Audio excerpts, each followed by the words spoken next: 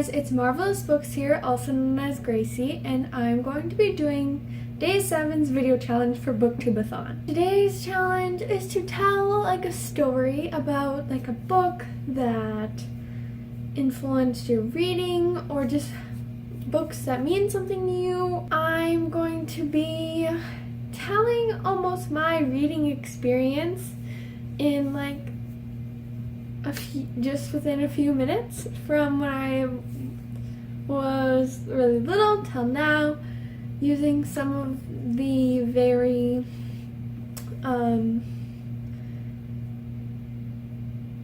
some of the books that definitely impacted me at all of these ages. So to start, as soon as I could talk and I could listen and focus on something, I remember my dad reading to me and my brother Green Eggs and Ham by Dr. Seuss, and I loved that book. I remember my mom didn't like it, so it was always my dad that read it, and it just became a thing, and he would just read it to us all the time, and it was one of my favorites, and I knew a lot of the words. I still know some of it.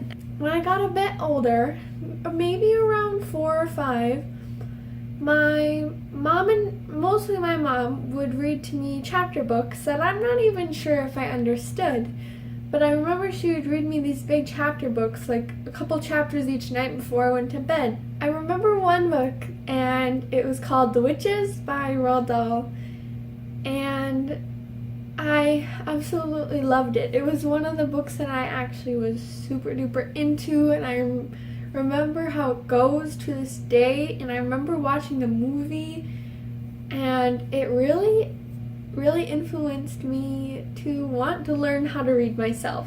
When I got to kindergarten, I didn't know how to read, but I remember quickly picking it up by just learning the letters and learning the little words, and also by reading books that had been read to me so many times that I knew exactly how they went, so I could figure out what the words were.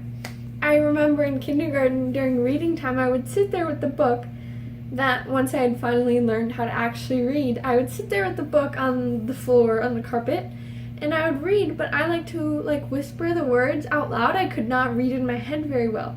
So I remember reading like that, and oh my gosh, I remember the teacher's helper person telling everyone to be quiet, but because there were a couple of us that would do that because we didn't like reading in our heads, or we didn't know how. And I just remember still doing it anyways because I didn't like to read in my head at all. When I got to first grade, I was in love with Junie B. Jones. I remember having the whole set of books and sitting there and reading the whole thing in one sitting, and then grabbing another and reading another. And I remember just loving them so much. I remember even in 3rd grade, I didn't still read them in 3rd grade, but on Halloween in 3rd grade, we could dress up as our favorite character, or just a character in general, and I couldn't think of anything, so I went with Junie B. Jones. So after 1st grade, I felt like I didn't really have anything to read. I had finished all the Junie B. Jones books. I wasn't really into them anymore, and 2nd grade came around, I didn't really read anything. And I remember going to the library and trying to check out the books at the very end, which at the school I went to, the library was sectioned off into the little kids books, and then they progressively got kind of harder. It was kind of weird. They were still in the Dewey Decimal System, but I don't know, it was a strange system.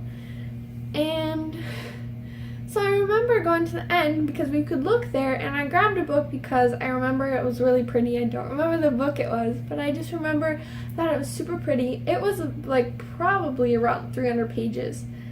So I brought that up to check it out, and I was perfectly capable of reading it. Now that I look back, I would have been able to read it just fine. I was very advanced in reading, my reading skills for my age once I got to 2nd grade.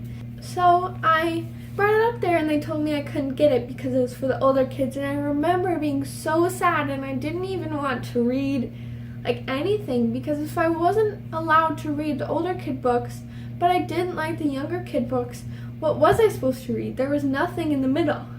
Around the time the Hunger Games movies came out, my cousin was telling me about how good the movies were, and I was just so confused. I didn't understand the concept that she was trying to tell me. I remember her telling me that they were in an arena where they had to try to get out, and I remember picturing this room with like wood floors and just like regular walls that a bunch of kids were in, and having to solve puzzles to get out. That's what I was picturing. I remember that like very vividly and being so confused. And then the Hunger Games was on Netflix for a little while, and we saw it there, and I watched it with my dad when I was summer after second grade, I believe. So I watched it and I loved it. You know, Katniss was just so awesome, and PETA, and I just loved the story and just all the characters. So I found out that they were actually books. So I told my mom, and I was like, I really want to read the books. And for some reason, I remember thinking that she was going to say no because maybe they were too violent, or, you know, like the librarian said, for older kids. But she said yes, and she bought me them from the store. My copies of the Hunger Games series from 5 years ago. This book has been through so much. The cover, like, literally sounds like it's about to fall off. You can see the glue, like it's starting to peel off. It's very crinkled on the front, and the edges are bent down, and the pages are like really like stiff. From when I was a baby to the summer after 5th grade, I went to daycare with my brother. I remember the summer after 2nd grade, I went up in their tree. They had like a really low tree that had like a little crook in it that you could sit in. So I climbed up that because it's super low to me now, but then it was just a little high. I read this book in about 2 days at daycare. And mind you, I was only 8. I would have been 8 years old, and I remember like loving this book so much, and I remember sitting there. I got down from the tree, and I remember just looking at it, and I remember trying to sing the song that she sings to Rue, and trying to get the whole song out of this book. And I just remember loving it so much. So I told my mom, you know what, can we get the second book? Because I'm pretty sure we were just buying one at a time. We got the second book. Also, I'm pretty sure this book is so banged up because I dropped it from the tree about like 40 times. But, you know, it's all good. And I read Catching Fire the same way, and only a couple of days up in the tree. I was a strong believer in paperbacks only. I loved paperbacks, and I do not know why. I still love paperbacks. And when I read this, it would have been 2012. So they were probably getting the paperbacks out semi-soon, but they only had the hardcovers, and I remember not even caring one bit because I just needed to read this book. Anyways, I remember reading Mockingjay, and I went through it a bit slower. I think it was a bit confusing to me. I remember finishing it in that tree, and literally I remember finishing it and basically jumping out of the tree and sitting down on this bench that was under it and crying. I remember completely crying. Just crying. Because if y'all have read the Hunger Games trilogy, you know what happens at the end of Mockingjay, and not good. No.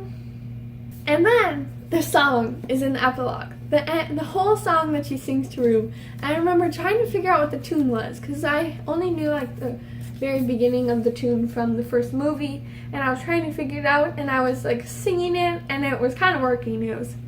And I just remember it being stuck in my head, and I would try to sing it all the time, and it was just. And then sometimes when I'd be singing it, I'd start thinking about what happens at the end of this book, and I'd start crying. After this, I got back into reading.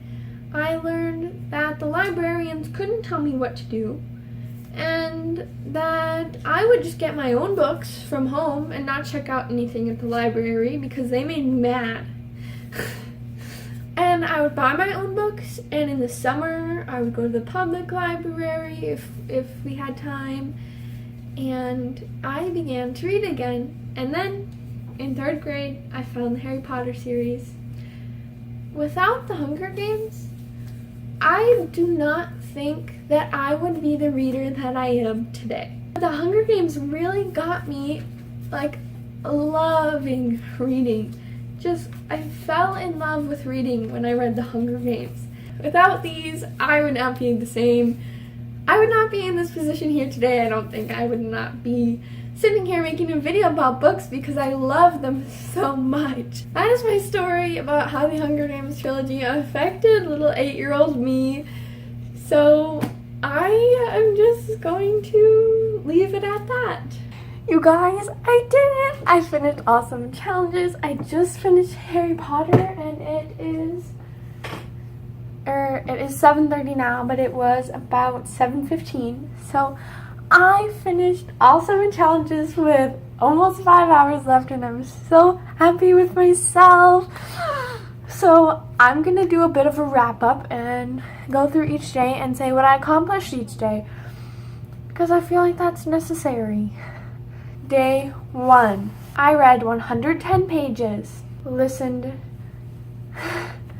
to 0 minutes of my audiobook, and finished 0 books. Day 2. I read 327 pages, listened to 57 minutes of my audiobook, and finished 2 books, Sing and Every Heart a Doorway. On day 3, I read 201 pages plus half of my Captain America graphic novel, which just so happens to have unnumbered pages. I also listened to 12 minutes of my audiobook and finished 0 books. On day 4, I read 13 pages. I read 13 pages. What? But I listened to 1 hour and 47 minutes of my audiobook, but still finished 0 books on day 4. On day 5, I read exactly 100 pages plus half of my Captain America graphic novel, the last half. Listened to 3 hours and 26 minutes of my audiobook, finishing Captain America the Winter Soldier graphic novel. On day 6, I read 400 pages, listened to the last 27 minutes of my audiobook, and finished 3 books. Going number 4 out of 7, Not If I See You First on audiobook. Number 5, The Hate You Give. And number 6, The Short Second Life of Bree Tanner. Now today, day 7, I read 154 pages and completed Harry Potter and the Sorcerer's Stone. And here they are, in the order that I completed them.